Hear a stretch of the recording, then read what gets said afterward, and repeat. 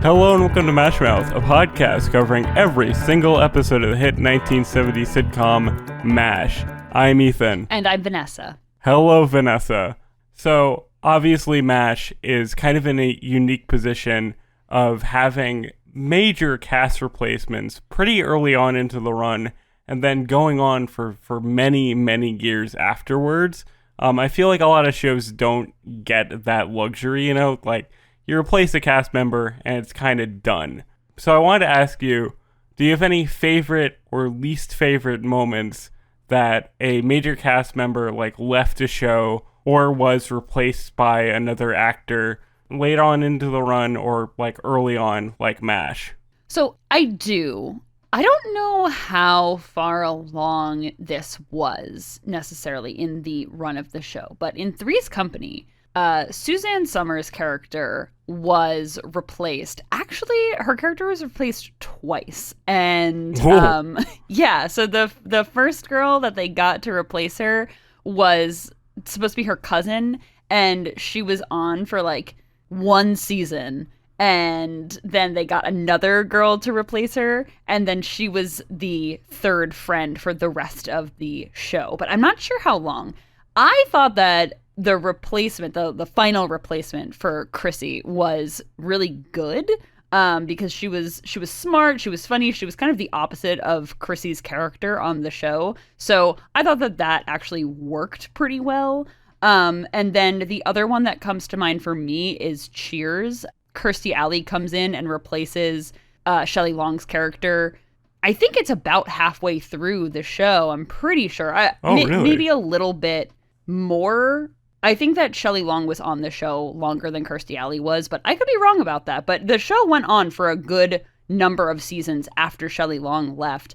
And while I didn't necessarily love Kirstie Alley's character, because I just really, really liked Diane's character, I think that it was a good replacement. She fit in the show very well. So two that I particularly really enjoy. I think, and MASH does this, of course, but when you replace a character, if you replace it with kind of the opposite personality, it's hit or miss, but it can work really, really well. Mm-hmm. I think the shared focal point for both of us is when in the third or fourth season of House, they replace a lot of the cast members, but they do it really smartly, where it's very much in universe. The other characters are still around, but House is insufferable, so things need to be mixed up just genuinely. You couldn't imagine those guys actually working there uninterrupted for 10 years.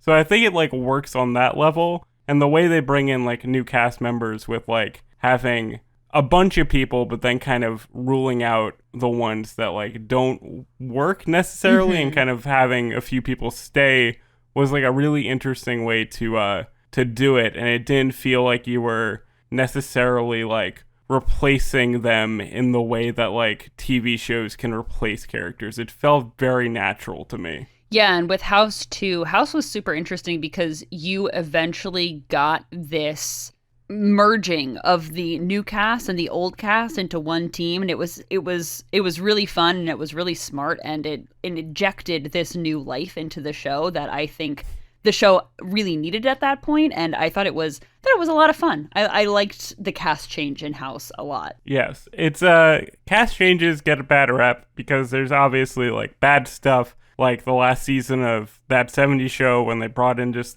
this weird guy that no one liked. But there's better examples, and the best example is, of course, MASH, which we're going to talk about today. We're going to talk about the intro to, I think, one of your favorite characters, Colonel Potter. Yes. And let's get into it, because I really do want to know your thoughts on this man, because I am brand new to him, and I'm very excited to talk about him. So let's get into it. So, in this episode, Change of command. The 4077 gets notice that the commanding officer, Frank Burns, is out and Colonel Sherman Potter is in. After a little adjustment, Colonel Potter seems like he's the right fit. Vanessa, what did you think about this episode and the introduction to Colonel Potter? I really liked this episode. I don't think that's going to be a surprise to really anybody. I thought this episode was a great introduction of Colonel Potter. There's some stuff that I actually didn't remember from his introduction that I thought was really interesting to include. So I liked that. I liked how we didn't know exactly how he was going to be originally, like if he was going to be that really regular army type or if he was going to be, hey, man, you're okay, that kind of thing. Because he's for sure not Henry Blake when he arrives on the scene. But he has a little Henry Blake energy by the end, and that's when I think the audience kind of really knows that they're gonna like Colonel Potter. I have to say that I did like that tension, you know. It's similar to BJ that, like, you don't know if he's gonna be on Hawkeye's side or whatever. But, you know, having him be a regular army and still be, like, a good guy, I think was, like, interesting for the show to do. Because up until this point, regular army was like hard code for not getting along with our actual gang. Like, we have to get rid of this guy. But the fact that he's there, he's a career army man since he was 15 years old, and he's still like able to be a chill, fun dude that can like play in the MASH space of like wacky comedy, I thought was very interesting. Obviously, we have seen this actor before in, I believe, The General Flipped at Dawn. I love his voice. I love his voice and the way he speaks. So I am going to have a very good time, I think, with one Colonel Potter. You know what I'm saying? Yeah, I think that if he hasn't won you over yet, he will grow on you and just be the grandpa that you always have wanted. In the way that Henry Blake is such a dad with his dad jokes, Colonel Potter is for sure your fun grandpa. So I'm here for that. Yes. So why don't we get into where this episode starts, which is Frank being still in command and still being awful. Yeah. So it's actually kind of funny because it opens with the announcement of like a very one-off joke about some like gambling thing that went on. You know, like they typically do. It's very throwaway, very like just part of the texture of the world. And Frank is like, oh, I'm going to stop them from gambling. So it's funny how they actually brought that into the plot. And, you know, Radar has absconded with the mail because there is some news of a change of wind coming through the camp very soon. And Radar was super afraid. Yeah. Yeah, I liked how Radar was just like, oh man, this is not going to be good. He knows instinctively that Frank is just going to freak out. But before that, Radar goes to the swamp and Hawkeye and BJ are setting up a bar and Dude, I love this. It's so cute. I loved this scene too because Hawkeye gets kind of emotional talking about Henry. They mention Henry. First of all, Frank had mentioned Henry like, oh, he was such a loose commander and this and the other thing, kind of disparaging him. And then Hawkeye mentions him and says, oh, like, I miss him. He was such a good guy to BJ. And I liked how they aren't shying away from talking about Henry. Like, the audience, as we had mentioned in last season, was very upset that Henry passed away. Yes. So I feel like showing it with the characters now is kind of acknowledging that, you know, this thing did happen in universe, and I liked that they weren't just closing the door on Henry being gone. But I did think it was a little bit interesting that they like don't mention Trapper essentially at all. So I think that there was maybe some intention with that as well. I don't know. Seemed pretty drama filled. You know, just in universe, the whole reason they don't bring him up is because he's like alive and like at home with his family. That's true. And in this episode, they do Hawkeye and BJ build the Henry Blake Memorial Bar, and it doesn't last very long. But I loved that just thing for Henry, that he was a drinking man, and this is how they honor him by being like, all right. Frank is out of town. We're going to put a bar in our tent and we're going to name it after Henry. And of course, like, the plot demands that Frank move back in.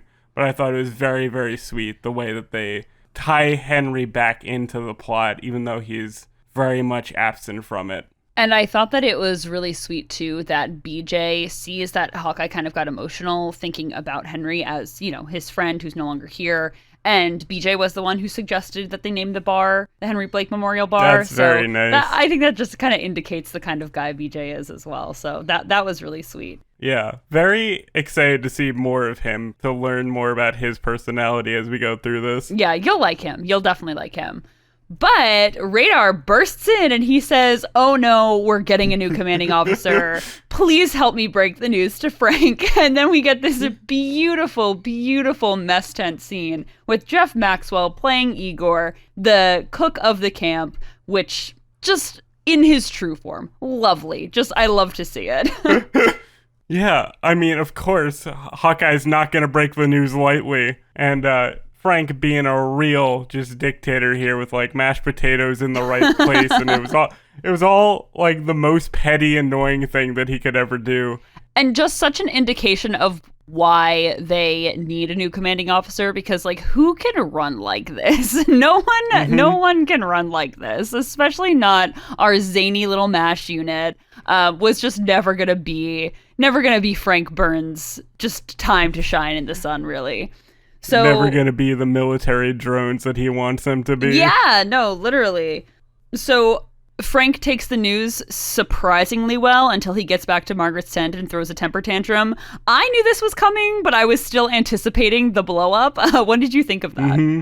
I mean, I am surprised that he did take it well, that he held himself together for a good 40 seconds before running into Margaret's tent to cry. But I have to commend Larry Linville's performance here because it's so funny. It's so that like little kid temper tantrum, which is hard to do and like hard to make funny. And he does it so well that he's like, "It's my match. It's my match. It's my match." Like, it's adorable. Like, Frank is an adorable little man child when he's like upset. It's so funny.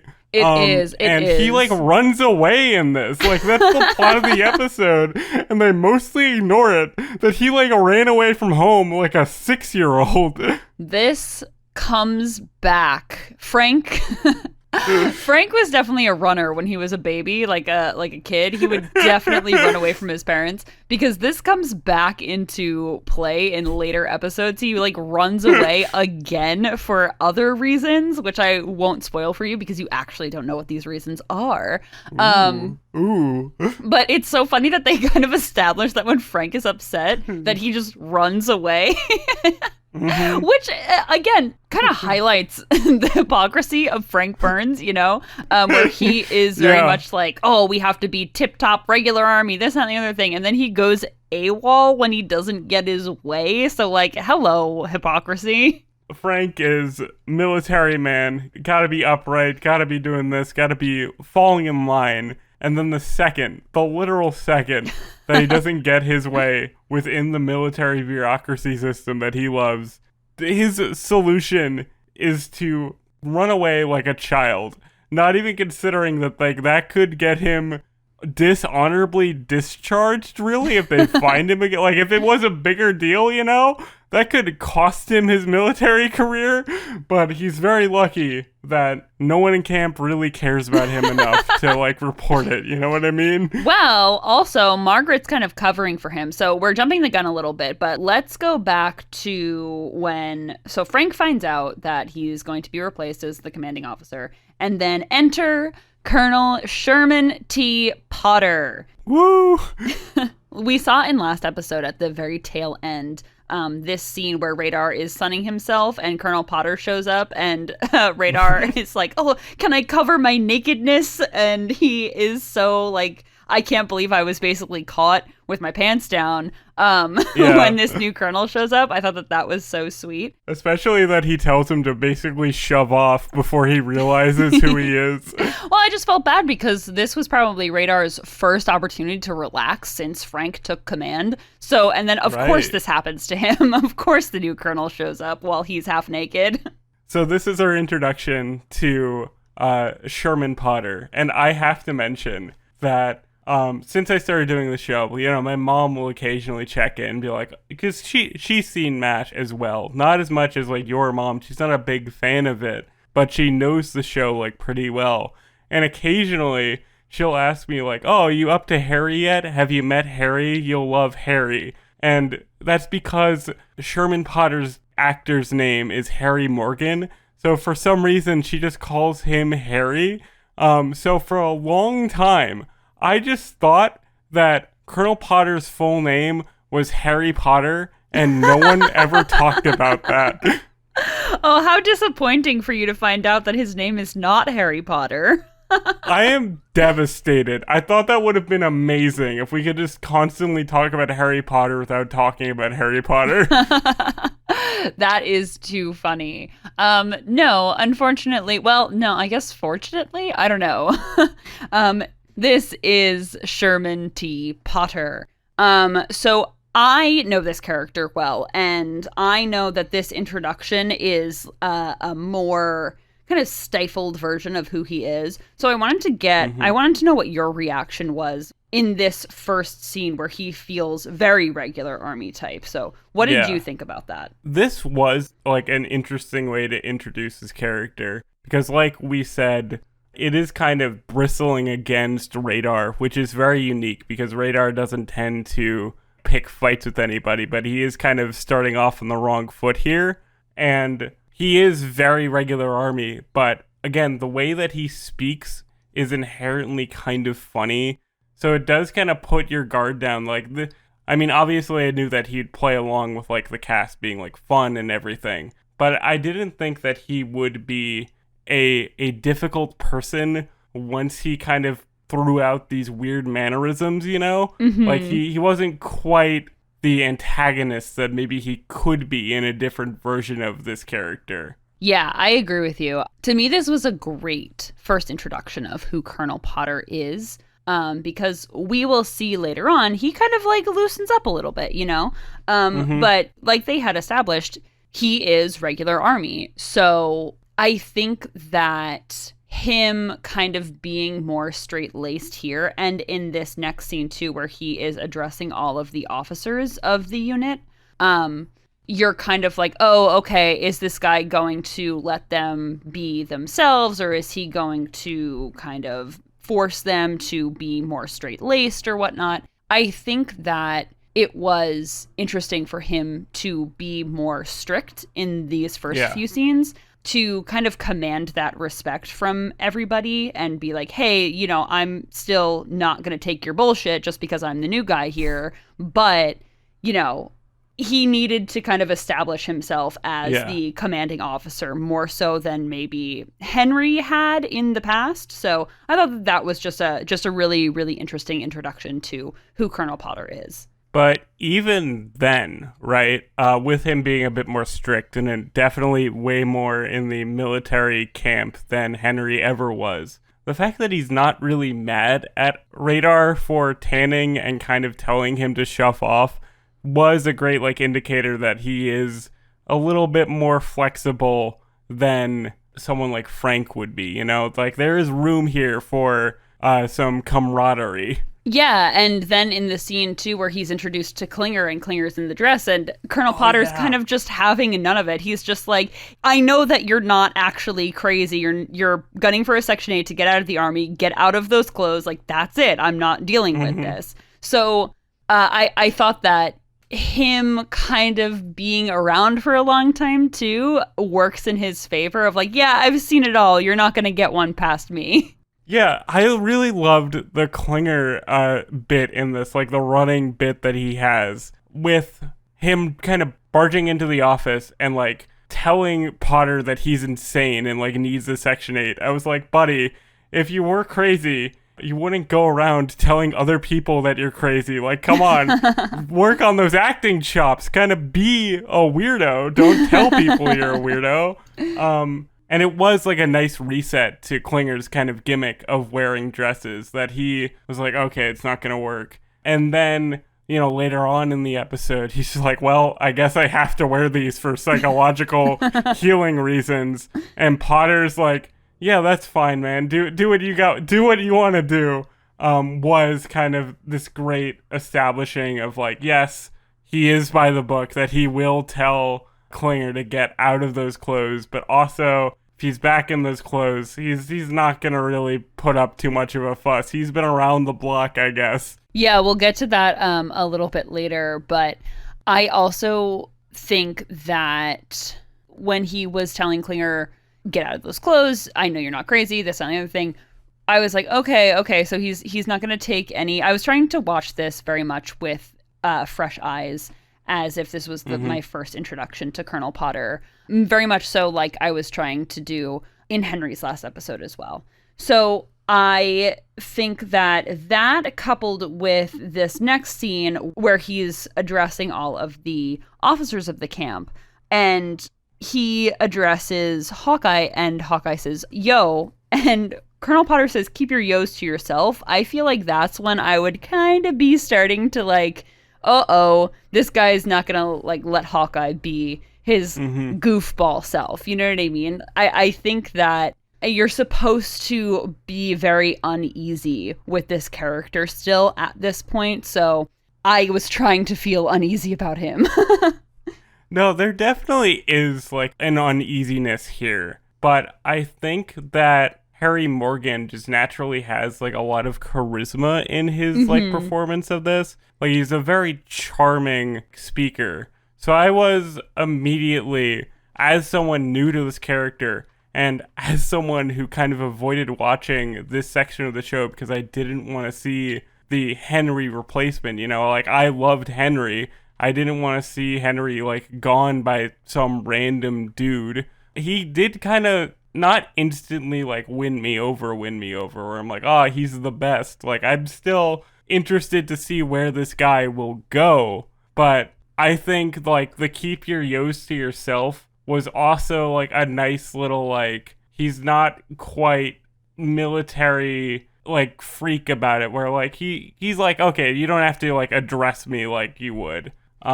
Yeah, I think that was very telling as well about kind of, like I said before, he's playing more straight-laced here, I feel, than, like, the character, like Colonel Potter, is being more straight-laced than he necessarily would, because he has to establish that, you know, respect, and that he is the commanding officer and whatnot. So I think that was indication, you know, they're not going to be calling him Sherman like they did with Henry, you know, stuff like that. So I thought that was two sides of the same coin almost, of like, yeah, I'm not going to force you to be super regulated in your addressing of me, but also know that I'm not your pal at this point. You know what I mean? Yeah, it is a good balance. So let's talk about the rest of this scene too, because I thought it was really funny, actually, which is, we're talking about this as if it's like this really stilted, this drama of Colonel Potter.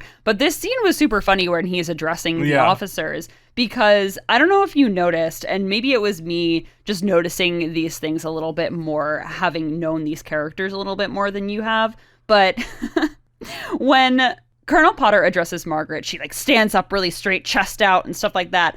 And Hawkeye makes fun of her, and BJ's laughing about it, but he's not making fun of her in the same way. And I thought that was really, really interesting, because BJ just like kind of doesn't know her well enough yet to really make fun of her. And I thought that was just so funny and such a good thing to throw in there directorial wise, of BJ laughing along to Hawkeye, but Hawkeye being the one to make fun of her, because I feel like Trapper and Hawkeye would have been making fun of her in that scene. I thought that was really, really cool. One thing that I really loved about the scene where they learned that Frank is no longer going to be commanding officer is that BJ was like hooting and hollering as much as Hawkeye was. And I was like, buddy, you've only been there a couple weeks. Like, come on, man. But it was, like, great to establish that there is this, like, rapport between them, that they both can laugh at the same things. And they're both against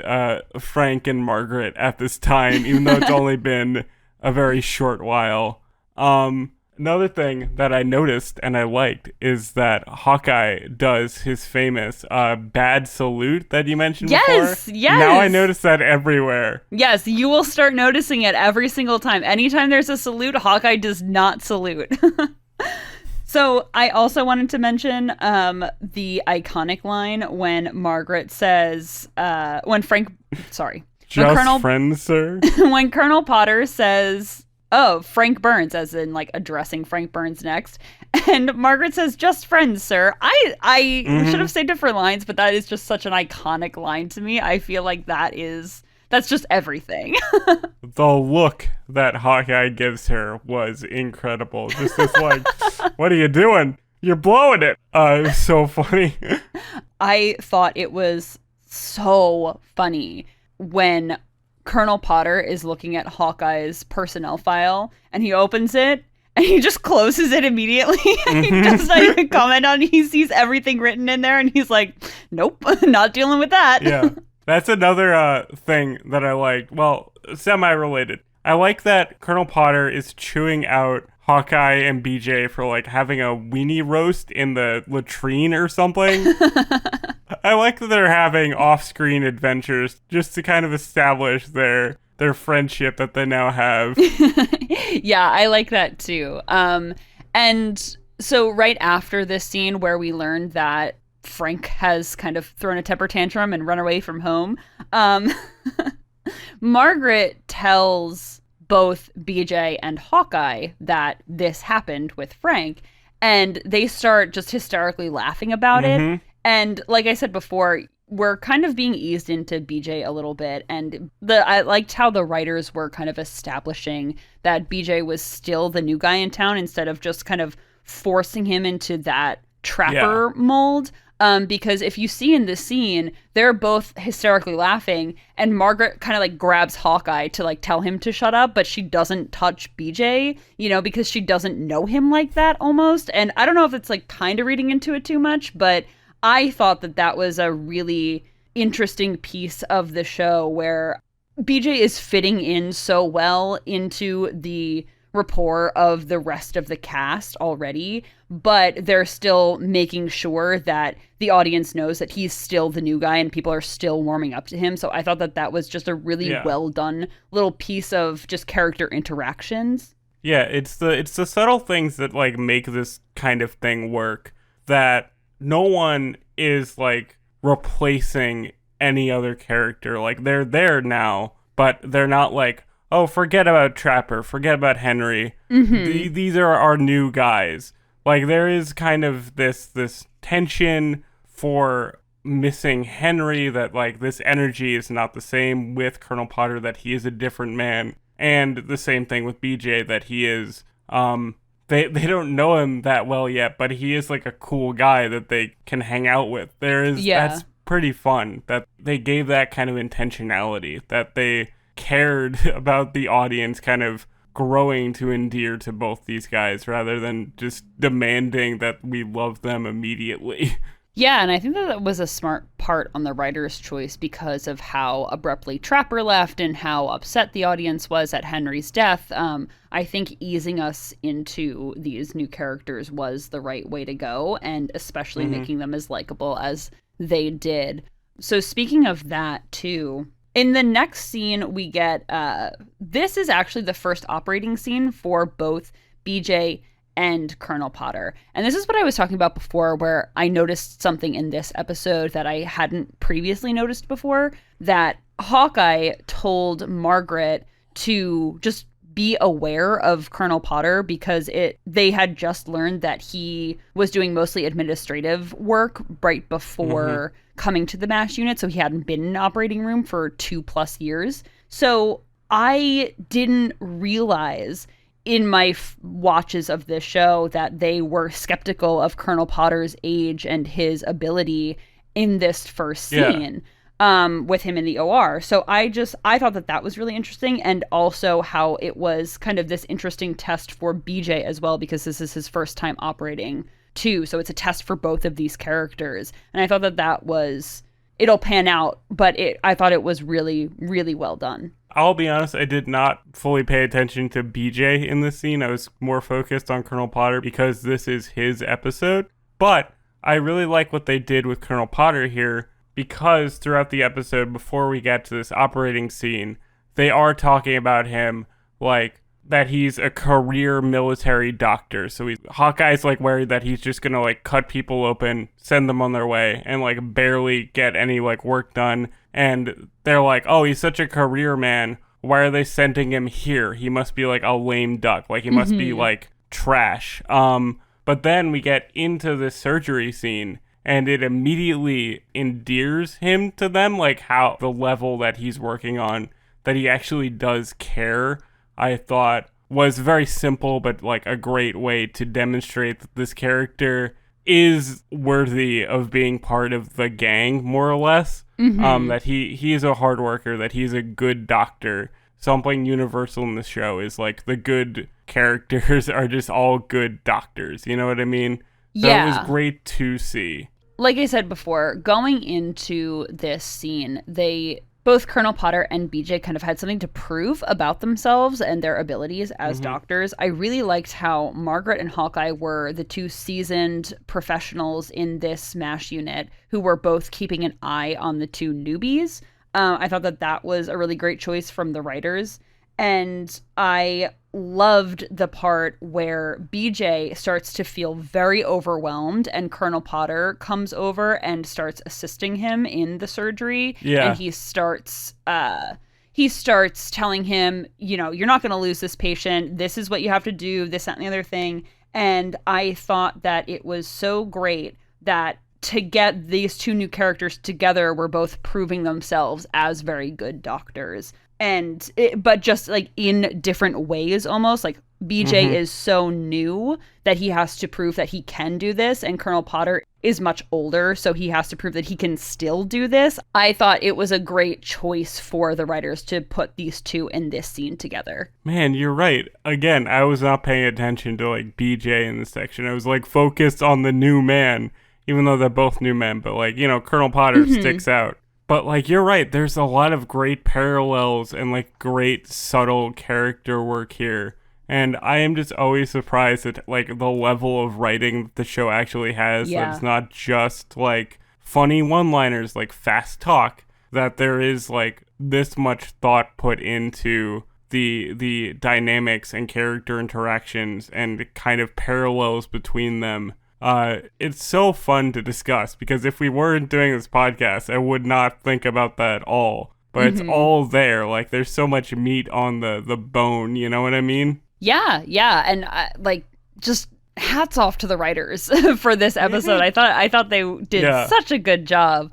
It's such a balancing act. Yeah, absolutely. And trying to get these characters to be settled with the audience and settled in their place there, and then showing that they are good at what they do. And then even in this post-op scene, too, where Colonel Potter and Hawkeye and BJ are all washing up, and Colonel Potter, very funny, says, oh, well, I could use a belt at 3:30 in the morning.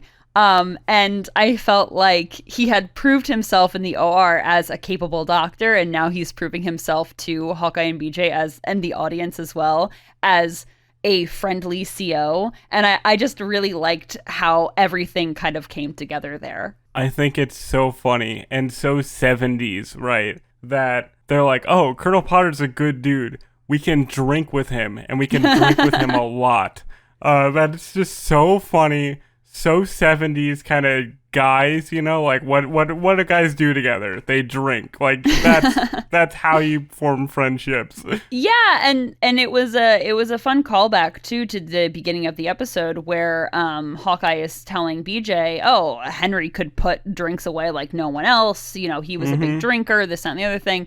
And then to have Colonel Potter also come and drink with them, I thought was just like a very good round out of the episode. And I know we haven't talked about like Frank's return, which is very quick, but I love that the end of the episode is them all like drunk together, kind of singing into the night. It was like a very just chill, fun way to end this episode and kind of introduce us to who would become, like, I imagine, a very good friend to everyone at camp. I don't know, maybe he's not, but I imagine that he's a pretty chill guy at the end of the day. Yeah, and I liked in this scene where they're all drinking in the swamp too. You kind of know that Colonel Potter is for sure going to be all right because Hawkeye says to Colonel Potter, hey, listen, we got to talk about Klinger and his dresses, and essentially like getting Colonel Potter to relent that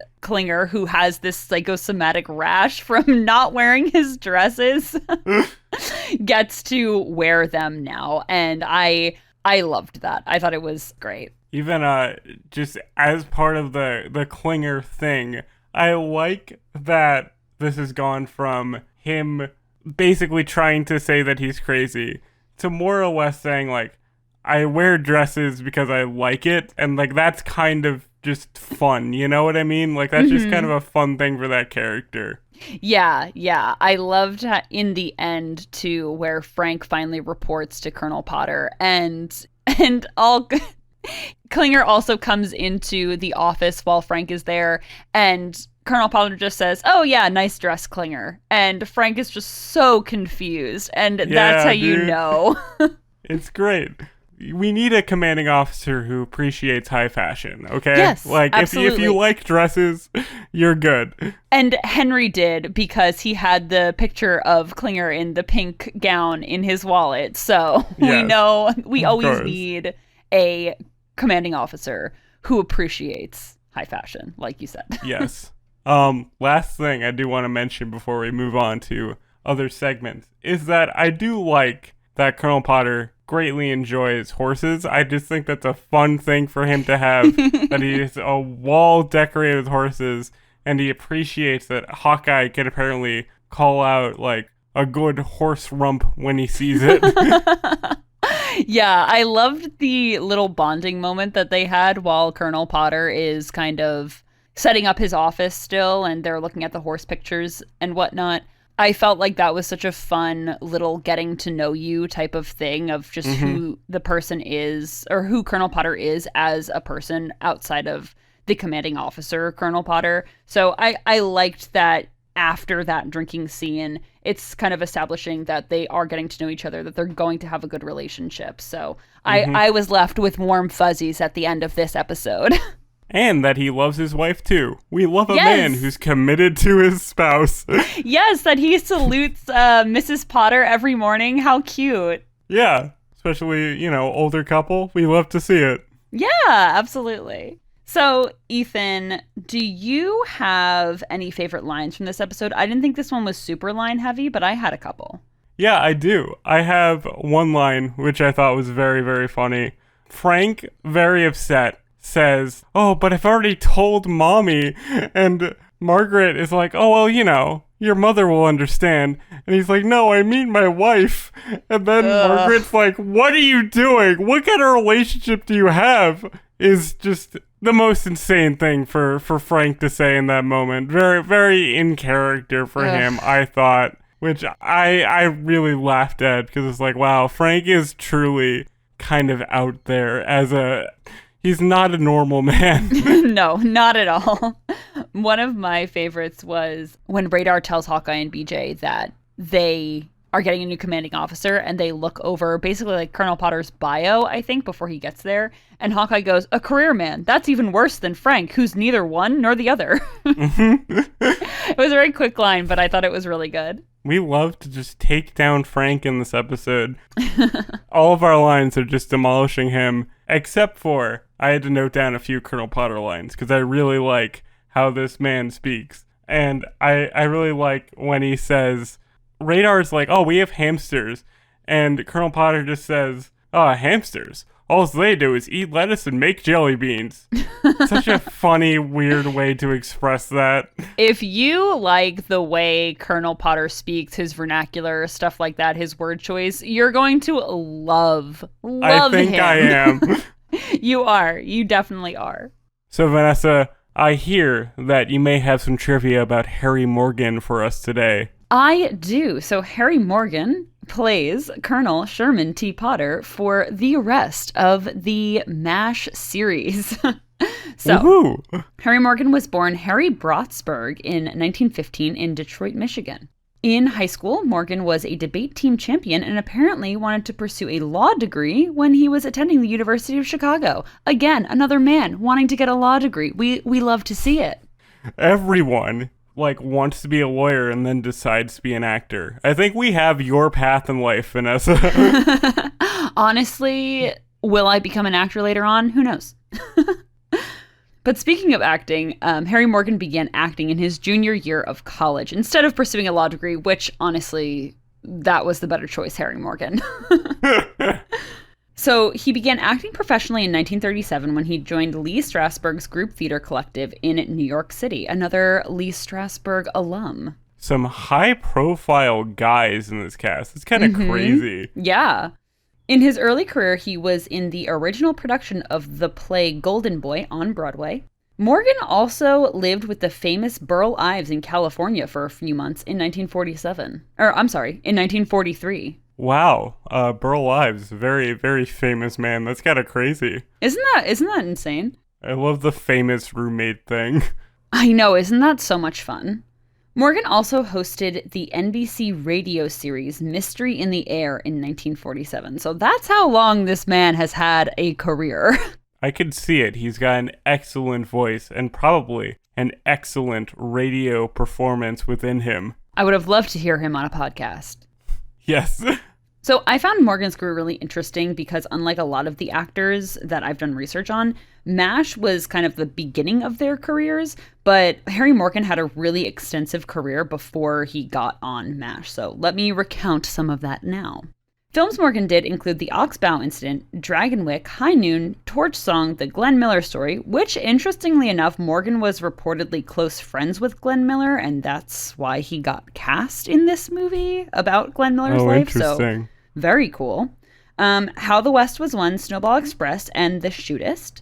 Morgan acted alongside many famous actors and actresses in these films, including Henry Fonda, Gary Cooper, Grace Kelly, Joan Crawford, John Wayne, and Elvis Presley, just to name a few. He worked with Elvis? That's kind of crazy. Yes, he did. Yes, I know. Morgan was also in a number of TV shows before MASH as well, including Alfred Hitchcock Presents, Peter and Gladys, The Partridge Family, and Gunsmoke, but his best-known performance in TV besides MASH is as Officer Bill Gannon in the TV show version of Dragnet, which aired from 1967 to 1970. And Morgan also did a supporting role in the 1987 Dragnet film starring Dan Aykroyd and Tom Hanks. Whoa. So this man is just kind of hit after hit. Yeah, absolutely. Like he was for sure well known before he became Colonel Potter, and I am I'm cringing because I didn't know any of this. Yeah. It's funny that he was a guest star before becoming like a regular character. Obviously, they liked him a lot if they wanted to bring him on to replace the Henry slot. Yeah, so speaking of his time on MASH, so Morgan won an Emmy for his role as Sherman Potter in MASH and also directed several episodes in the later seasons of the show. Ooh, and love that. I know, I love when the actors direct. We've established that. That's one of my favorite things. So a little MASH trivia fun facts. Apparently the picture of Mrs. Potter that appeared on Colonel Potter's desk was actually Morgan's real-life wife, Eileen Decton, and one of the drawings of a horse behind his desk was apparently drawn by Morgan's grandson. Oh, that's great. I love Isn't that cool? real-life wives and real-life grandsons. That's very cool. Morgan reprised his role of Colonel Potter in the spinoff After MASH, which I think we've discussed a little bit on the show before. He also appeared in the Disney movies The Apple Dumpling Gang and its sequel, which several previous guest stars on MASH were also in. And, interestingly enough, he was in The Cat from Outer Space opposite McLean Stevenson. Oh yeah, we talked about The Cat from Outer Space in the season finale, if anyone wants to go back and listen to us briefly talk about it. Morgan guest starred in several other TV shows after the conclusion of MASH, some of them including The Love Boat, Murder, She Wrote, which, like I said, every MASH alum has been on Murder, She Wrote, which is so much fun. We're going to have to check that out. That is officially on the docket. You'll like this, Ethan. He also played a voice in The Simpsons, And I like this. He had a little guest slot appearance in 3 episodes of Third Rock from the Sun, which I don't remember, but I will definitely be going back and watching. That would be a lot of fun. I bet, killed it on Third Rock from the Sun. Oh, yeah, absolutely. And Morgan passed away peacefully in his sleep on December 7th, 2011 at the age of 96. And I actually remember when this happened. He was one of the first actors I remember passing away after I watched the show. So I do recall this and just the amazing career that this man had. And I had no idea. 96 is a very, very good run. Yes. That is kind of wonderful, actually, that he has such a long career and such a long life. Thank you for sharing. Yeah, of course. I like I said, I found his career super interesting, and I can't believe that I didn't know about it before now. Okay, so what was your martini rating for this episode? I think that this episode is a very solid 4 out of 5. Like, it's very, very good. Doesn't push it over to be, like, incredible. Like, I think the last 2 episodes were kind of incredible for what they like accomplish and what they were trying to do, but this is a much more like MASH regular episode. And it was a great, like, fun, silly introduction to a man who will, I assume, I will grow to love and adore as much as you do. Yeah, I agree with you. Like I said with last episode, it's a 5 out of 5 in my heart, of course. But objectively, it's like I would give this one actually a 3.5 because I liked how this set this one apart for me in terms of the introduction, because we got to see that one scene with Colonel Potter and BJ together in the operating room. And I really thought that the writers just really did a good job with the introduction, with BJ still being new, stuff like that. So definitely a 3.5 for me. You and your objectivity. Just let yourself fully enjoy things, man. Come on. No, could never be me. But yeah, I thought this was a very good introduction. Yeah, I'm really glad that you liked it too. I'm so excited for you to keep watching these episodes with the new characters and get your takes on them as like fresh eyes. Yeah, it feels weird, right? Because I'm new to these guys, but I also have to like talk about them like I know them very well. So it's funny to kind of do this podcast while meeting these characters. Yeah, I think that it's gonna turn into a lot of really interesting discussions between us. So I'm excited. I'm very excited as well. So just to wrap up, we'd like to give thanks to Jacob for your Balco for being our technical consultant, Vanessa's sister, Melissa, for awesome cover art, and, of course, our listeners. Links to our music, social media, and contact for the show are in the description, as always, and join us next week for Season 4, Episode 4, It Happened One Night. But until then, hang a bunch of horse pictures on your office walls. Goodbye, farewell, and amen. Bye, everyone.